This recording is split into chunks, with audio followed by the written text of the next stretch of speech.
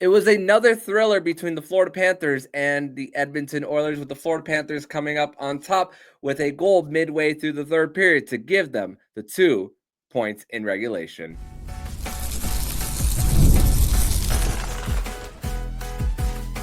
You're Locked On Panthers, your daily podcast on the Florida Panthers. Part of the Locked On Podcast Network, your team every day. And welcome into this Friday, February 28th edition of the Locked On Florida Panthers podcast, part of the Locked On Podcast Network, where it's your team every day. Thank you for making the Locked On Florida Panthers podcast your first listen of the day. I'm Armando Velez from the Hockey News. You can follow me on X at MondoMan12. Follow the show account on X and Instagram at _FLA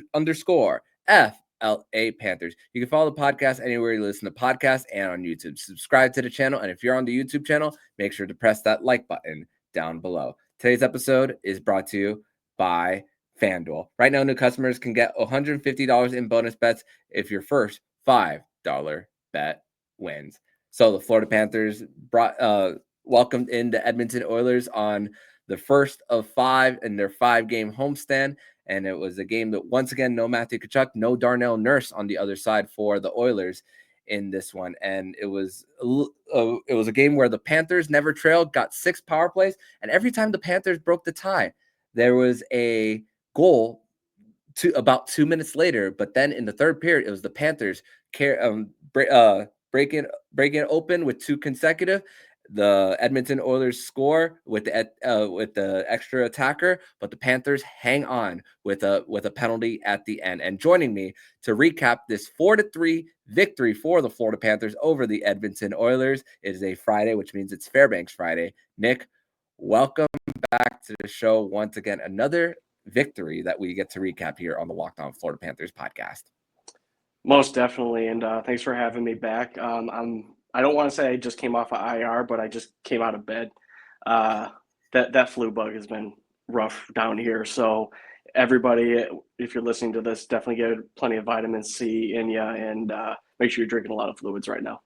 No doubt. I second that. The flu bug went from 4 nations all the way to Nich Fairbanks' household last week. So glad to see that you're back here. But let's just talk about this game for the Panthers. Anton Lundell with the 3-point night for the Panthers. We'll definitely dive into his game later in this one. But Panthers had really controlled a lot of control on the from the jump. Really controlled their first 2 power plays, really, even though they didn't really get a goal. I mean, AJ Greer getting in on the action with fighting Corey Perry. I mean, this is multiple times now where AJ Greer has dropped the gloves for the Panthers in a game where it's a rematch of some type of playoff series, a little bit of FOMO for him, but really. How the Panthers continued to just control after a goal was disallowed due to an offside, and I mean how they closed gaps against Connor McDavid and Leon Draisaitl, Mackie Samoskevich, and Jesper Boquist really were factors with their back checking and finishing off the first period with 3 more minutes of offensive zone time after that. But really, that's really the controlled gaps were the takeaway, especially with setting the tone early. I think the word that we want to use for this show is probably relentless. Yeah. The D pairs were not allowing the Edmonton Oilers any clean outs, anything in the neutral zone. They were being contested. On top of that, the forwards just all over the Edmonton defensemen. I mean, it made me think of when Paul Maurice talked in one of the playoffs, and there's one quote that he does say, I'm not going to say it because I can't, this is a family show, but he says something about, hitting their D so they have nothing left. And, I think they got a lot of that tonight, and it wasn't anything different than, what Florida usually does to teams. They wear them down and nothing deters them. I mean, the power play goal that Verhaeghe did score was an awesome play by Reinhart. Even Skinner's like, what is this puck doing going across the goal line? And because he didn't even know what was going on. But nothing deters this team. You can see every night that they're always in it. They're going to claw anywhere they can. And, it's good to see that AJ Greer is still introducing himself to the fans. I mean, I don't think he's really gotten the Lomberg treatment yet, But I think when it comes playoff time, and he's going to really show his worth, and he's going to become a household name. Yeah, no doubt, and these are the once again the guys that Bill Zito continues to identify as when it comes to just replenishing and still getting guys on the cheap and cost controlled for the Panthers, even if it's just short term deals for them. I mean, thankfully for Greer, it's a 2-year deal, so it's so he's going to be back next year even after this. But to think that the Panthers really had them in circles, and even when they were getting in. Trying to get through with speed. I mean, the active sticks for the Panthers, that was really big when it came to that. That was a big factor into the Panthers, especially with the first 13 minutes of the second period where they didn't even allow a even strength shot. The Edmonton Oilers got one power play early in the second period, got those 3 shots, and still the Panthers still remained very tight on the penalty kill there. And I mean, for the Panthers, getting that getting once again breaking the tie every single time, where once again they never trailed, which the first goal that counted for the Panthers, a clean draw, Uwe Smolinski scores off the glove of Skinner, and then the second one that broke the second tie for them. Just an amazing puck pursuit by Anton Lundell to get it back to Ekblad to hug the blue line, and then for it to redirect off of Lundell's skate, and then that is when the game started to break open. Velez had a shot that was off the iron that almost made it 3-1, and then Sergei Bobrovsky without the stick with Edmonton crashing, and then preventing the puck from getting in the net. I know Edmonton ended up scoring after that, where Mackey lost the puck in the neutral zone, and Draisaitl battled off of Forsling for that one. But still, how the Panthers were able to just still maintain things even when the game opened up. I mean, resiliency once again for this team.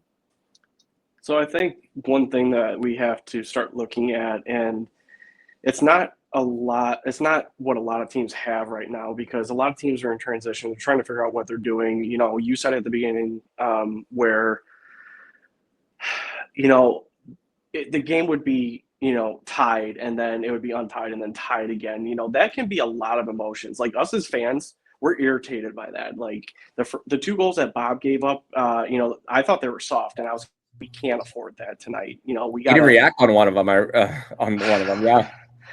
I know.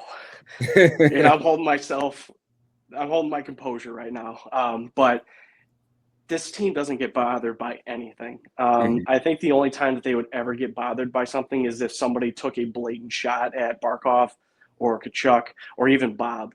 But to say that there's anything that could rattle them, I really don't think there is. And that's the edge that this team has over every single team in the NHL right now. They have that experience. They know that they're good, and they know they can play through any situation because they've proven it. And it's only going to, you know, be able to show, you know, further along down the line of the season when, you know, the playoffs start. Mental fortitude is the key for just when you've just gone through a 2-month playoff grind for them, and just carrying that over, and just knowing that bigger picture for things, that it's something that they're mentally in on. And this is another one of those get right games for the Panthers, the opponent on the other side, where you know that you face them in the playoffs now. For them, 11-3-1 this season of the teams that they faced in the last 2. But really, when it came to that, it was just about finishing checks, puck support for them, and even at times, even though the Panthers didn't really get a lot of block shots, it was crazy to think how much Edmonton, even when they were getting little bits of open pockets of space for them, and just how many times they were just overthinking and missing the net for them. So that was another thing for the Panthers, even though the blocks category for them weren't necessarily high, even though Barkov had an outstanding block at the very end with the extra attacker after that defensive zone draw, after Bob swept swept it to the corner after that for the Panthers to get out. But I mean, it was really, once again, the Panthers just taking advantage of mistakes. I mean, after the Panthers were called for an interference, the Edmonton Oilers were called for interference, and then just the support, once again, the support jumping in on the play after protecting the puck, which led to the Nate Schmidt goal, his 5th of the season. And then there's one key PK that I want to discuss, but actually, you know what?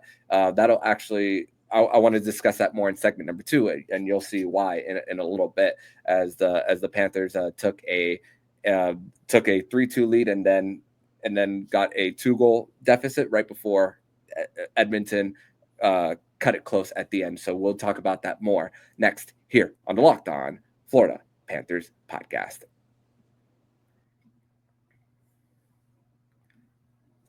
Today's episode is brought to you by FanDuel. When the game tips off, the NBA action is just getting started. There's no better place to get in on the action than with FanDuel, America's #1 sportsbook. With FanDuel, you can place live bets throughout the game, and even if you miss the opening tip-off, you can bet on a fourth quarter comeback. You can stay in on the action. And if you're looking for a bigger payout, you can combine your live bets into a same-game parlay. Right now, new FanDuel customers get $150 in bonus bets if your first $5 bet wins. Just visit FanDuel.com to join today. That's FanDuel.com for your shot at $150 in bonus bets. Make every moment more with FanDuel, the official sports betting partner of the NBA.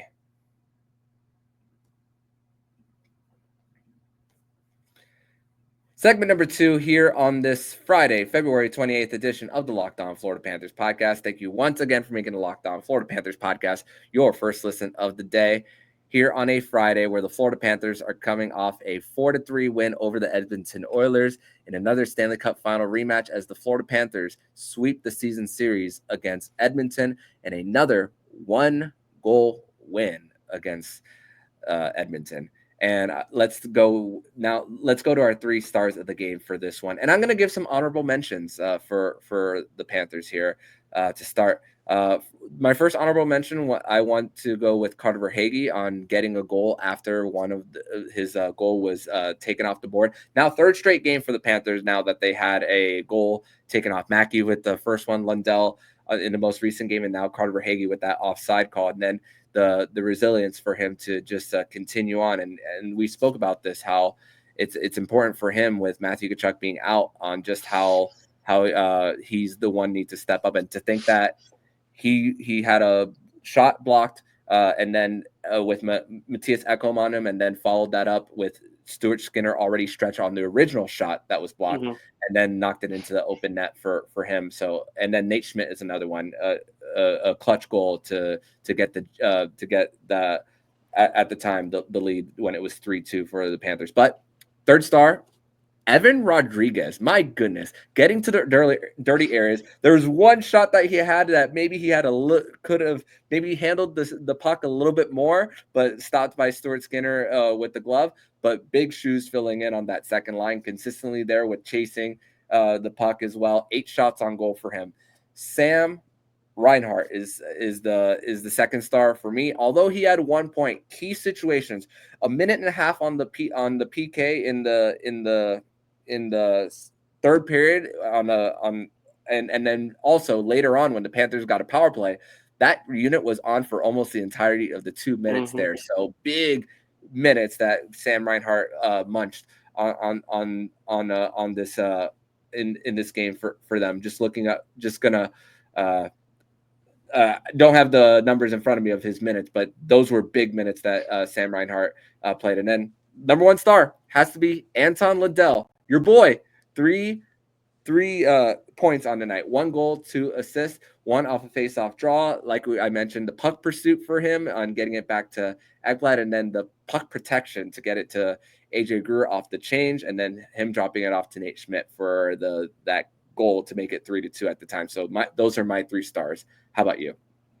So I'm going to go with Niko Mikkola as the 3rd one. He has been such a steadying presence, and I know that I've had my qualms with him and how he jumps up in the play sometimes, and it's been not the best decision, but he's been very good as of late. I thought he had a pretty good 4 Nations as well, but tonight I think his size, his stature, and the way he played just played into this game. I mean, there was one play where I think it ended up giving the Oilers a chance, but he went up to Draisaitl while he was stick handling and just put his chest right into him and separated him from the puck. And not a lot of people can say that they can do that. So definitely got to give hats off to him as a third star.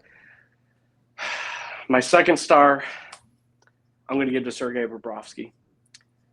Although the 2 goals I'm still kind of wondering about, and I'm pretty sure he's wondering about one of them, he is probably one of the main reasons why the Panthers won tonight. He was able to make the saves when needed, and on top of that, be a steadying presence back there. There was at no time where I thought he was out of control or not playing within his own game. So he was pretty solid all night. And first star, you got to give it up for the Lundell, president, everything here. He was the most noticeable skater on the ice tonight. Everything he was doing was correct. I think he should have drew a couple of penalties tonight, but I think the refs were kind of, helping out the Oilers a little bit. But other than that, I think that this was a breakout game for him. He's shown that he has this ability, but he shows it in games that are bigger and they mean more. So, you see him in all the playoff games. This was a playoff type game, and you just see him again show up and show what he means to this team. Yeah, not only Sergei Bobrovsky with that big save with the crashing of the net, but also when Connor McDavid was coming up the ice with speed, with getting around Nico Mikkola, and then Barkov a little bit of a turnstile there, and then still getting the stick to at least deflect the play, but still Bob getting still squared to the shooter there to make the save as well for Sergei Bobrovsky. And something we saw a little different in this game that I haven't seen. If I have seen it, it's probably been a long time ago. No penalty call. The whistle was blown, and then the referee goes to the Oilers bench to give a little talk to Leon Draisaitl there. So it was Chris Rooney who gave that talk to Leon Draisaitl there. So I haven't seen that. If I have, like I said, it's been a while. So what was your reaction to that? So I thought, usually when that happens, the play stops, there's a whistle, we try to figure out what's going on. But as soon as you see a ref go to the bench, you usually are like, okay, this is going to be a 2-minute misconduct or something. And he didn't do that. Yeah. Okay, so why'd you stop play? Should have been unsportsmanlike, if anything, right? Exactly. That's what I was trying to say. Yeah, unsportsmanlike. So it should have been 2 minutes. But whatever. It is what it is. Leon played well tonight, but there was one point in the game where I think Leon had the puck and they were on the power play, and Lundell did get interfered with. He got knocked over, and Leon stopped playing because he was like, okay, this is a penalty, and then they didn't call it. So, you're kind of wondering, what am I supposed to do with this puck now? But just some weird reffing tonight. I mean, it didn't really hurt too much, the Panthers, but at the same time, you kind of have to wonder, what happened in those situations. And let's not forget, they also were a linesman short at finishing off the game. Erod's stick hits the linesman in the finger. They didn't show a close up of it, but then he went down the tunnel and never returned for this one for them. But let's go to the moment where we knew the game was won. And my moment is actually when the game was still tied at 2 for the Panthers here. There was a 2-on-1 that the Panthers had that, you just get a little excited for the Panthers. Give and go with Barkov and Reinhart, and then a little sauce that doesn't necessarily connect, but that was like a moment where you're thinking, okay, it's tied at 2. It's midway through the third. That could have been the opportunity that the Edmonton Oilers could have taken the lead, and the Panthers just shortly after was when they took the lead. So I said, remember this moment. This is the moment that the Panthers calmed things down and really took control. It's usually after a big penalty kill that usually they do. So that's why I pinpointed. I mean, there's also arguments that could be made for different moments of this game, like when when Matthias Ekholm tripped Sam Reinhart in the corner, drawing the power play, not giving them time at even strength, and then of course at the end after the Edmonton Oilers cut it to 1, Corey Perry hooking Gustav Forsling, which basically created the draw in the Panthers in the Panthers offensive zone. And really how the Panthers also when they were on the power play, with every time the broadcast had pointed this out, with the fact that Edmonton and McDavid and Draisaitl don't play PK minutes and they get them out immediately when it ends. The fact that the Panthers had their eyes on them, that was incredible for what the Panthers are able to still with their attention to detail. So the part where you thought the game was won for the Panthers here. So I believe the game was still tied 2-2, and you may have mentioned this play. I'm not sure if it was the same one, but it's when McDavid crossed over, and I think he did get over on Mikkola, and he was able to get that backhand shot off, and Bob just got it with the shoulder. That, to me, was the save that basically sparked the team and to turn it around and start winning. Randy Mueller talks about it all the time, like, hey, that's the save you want to remember if the Panthers are able to win this one, because let's be honest, McDavid's the best player on the planet. He does that all the time, and he does little plays like that just trickle in the back of the net. Imagine if that just went a little bit higher than Bobrovsky's shoulder, how deflating that might have been, considering the other 2 goals that were let in. But again, I'm not going to talk about that. But I that save by far to me was the signal, like, hey, we got this. Yeah. And hey, these late game situations, third periods, when it's tied or with the lead, you've seen the Florida Panthers come through multiple times in those, and hey, saw it in Game 7 of the Stanley Cup Final. Even though their goal to take the lead was in the second period, but still, just battle tested continuously, and it even continues on into this season. But we're going to transition over to segment number 3. Well, we are going to discuss the state of the market. By the time this drops, we will be a week away from the trade deadline. So let's get a little bit of maybe the pulse of the market as we are a week away. Show me the money. With the Panthers still not making a big transaction. We'll discuss that more next here on the Locked On Florida Panthers podcast.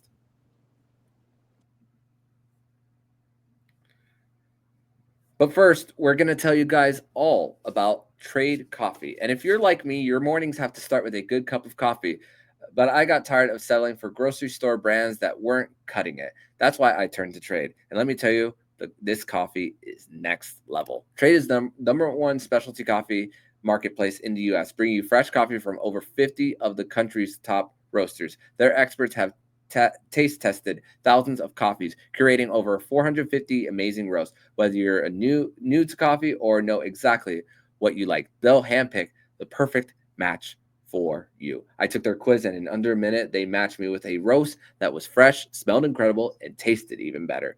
My first bag was a game changer. It had such a smooth, rich flavor, and I could actually taste the difference from my usual coffee. Right now, Trade is exclusively offering our listeners 40% off your first order at drinktrade.com/LockedOnNHL. That's drinktrade, TRADE.com/LockedOnNHL for 40% off your first order. Once again, you can do that all at drinktrade.com/LockedOnNHL.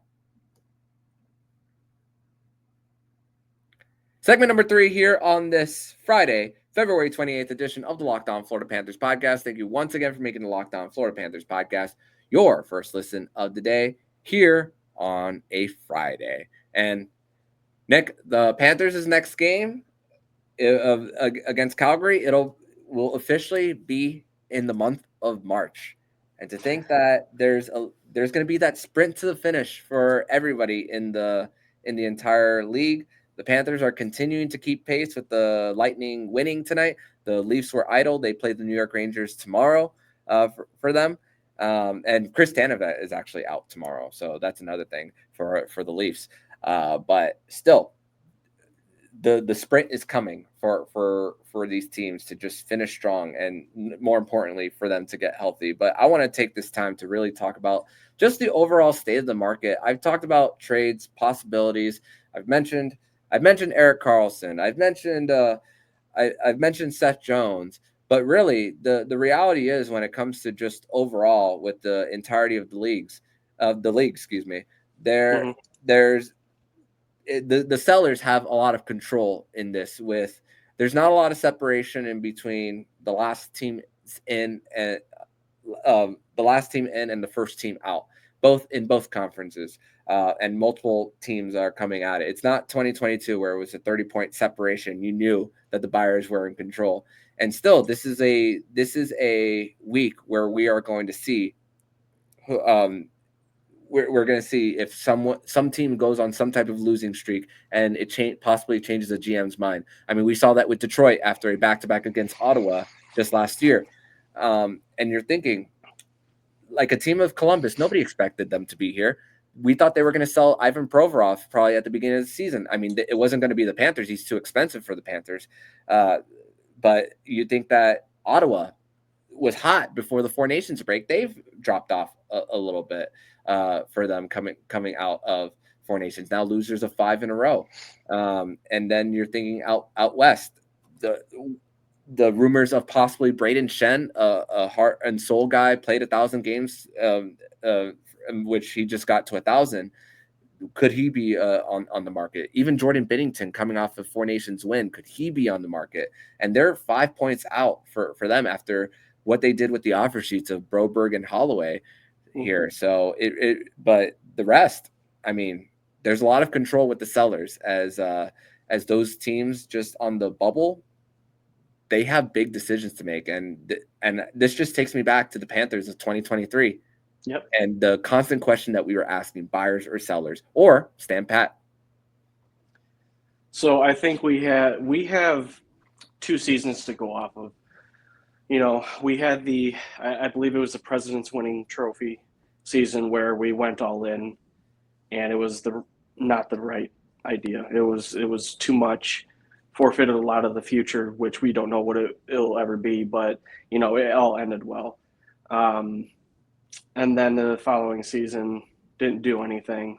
And then after that, added a little bit. You have to wonder if Florida is thinking long term, or if they're thinking again, hey, do we just want to go for another one?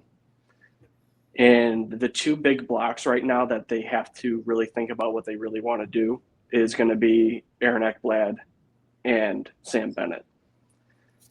And I think those are 2 decisions that they're probably going to have to wait till the offseason to make a choice on. But I think right now, with the way the market is, they may be able to go get a defenseman, you know, like a Yuki Haru out of Buffalo. But as far as any kind of forwards, I'm not sure if the market's going to be there for them, to be honest. I don't want to give up another first-round pick for somebody who's going to be here for a couple months. You know, I wouldn't trade a first for Yanni Gord, you know, just as an example. Yeah. But as far as the market goes, you have teams that are going to – I think if they win 1 or 2 games between now and Monday, they're going to go for it, and they're actually going to end up being buyers because they need the extra firepower. Then you have the other teams that are already basically in a good solidified space. They might stand pat. They might like what they have. But is that really going to change too much in the long scheme of things? So I don't know what to think right now. It's the fact that there's not a lot of moves, and there was already really one big move that I already made, and it hasn't made a difference at all for Carolina, in my opinion. Who's to say that a trade is even going to help a team? Mm-hmm. Yeah. That's all. And you're thinking like the Winnipeg Jets, who are at 11 games in a row for them.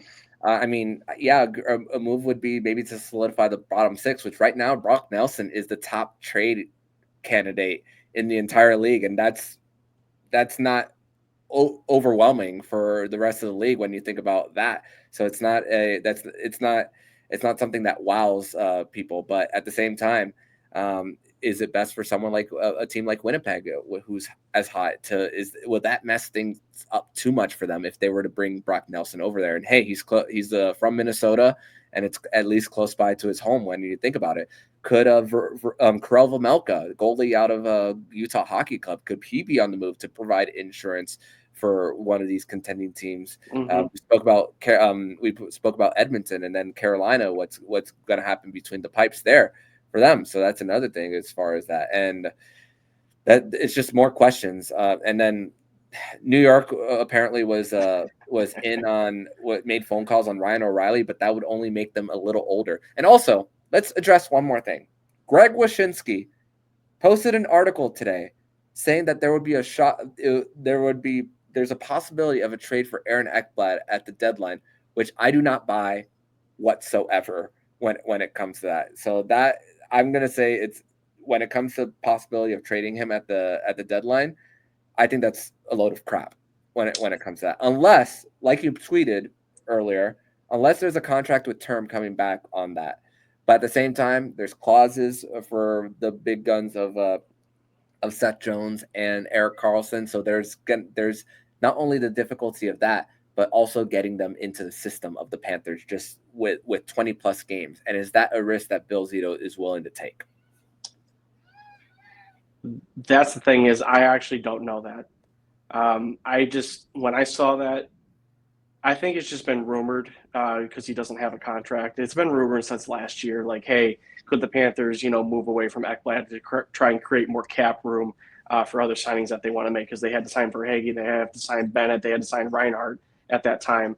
And you just wonder, again, this talk is coming back up again. So you have to wonder if Zito's actually kind of thought about, like, hey, I can possibly move Ekblad, get a decent return from him, and I have this on the back burner waiting to go off. But again, do you have enough to pull that off? Will the team chemistry be really affected by that? Because Ekblad has played very well. Yeah. I've been a critic of him, but he's played defensively very well. If a Seth Jones comes here, what does that make the Florida Panthers defense look like now? He's not a defensive defenseman. Mm-hmm. He's a puck mover. He's a very good skater. Erik Karlsson, I want him nowhere near this team. He's all offense, no defense whatsoever. And I would equate him, Panthers fans, if he ends up on this team, he would be like the Mackenzie Weegar with 4 seconds left in the second round against the Tampa Bay Lightning. I'm sorry. Those are the kind of gaps that you could probably expect.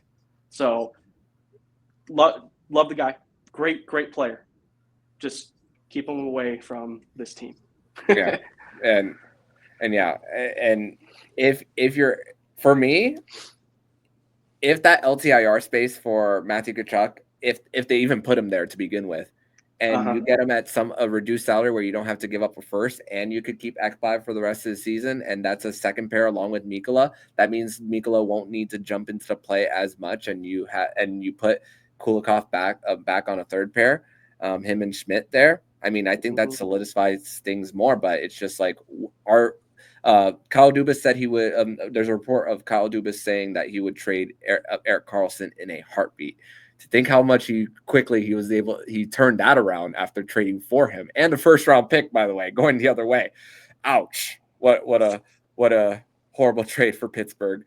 But it depends. What does Pittsburgh want, and are they willing to retain? Because they need that cap space to actually build for now, and then look to the future, because they still want to at least provide Crosby with something. Which, by the way, shame on ESPN for taking this Edmonton Oilers game off and putting it for Flyers Penguins. Their loss. But still, what does Kyle Dubas want? So I'll leave it at this.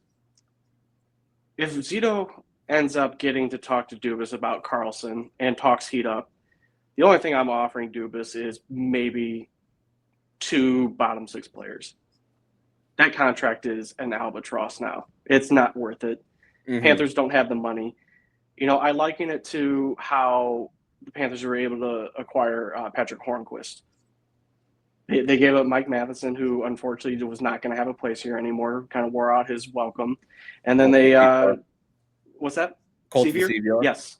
Yeah. So I could see a package like that going to Pittsburgh, unfortunately. I know, again, Carlson has Norris, wins and stuff like that, but he's not the player he was, and he's one-dimensional.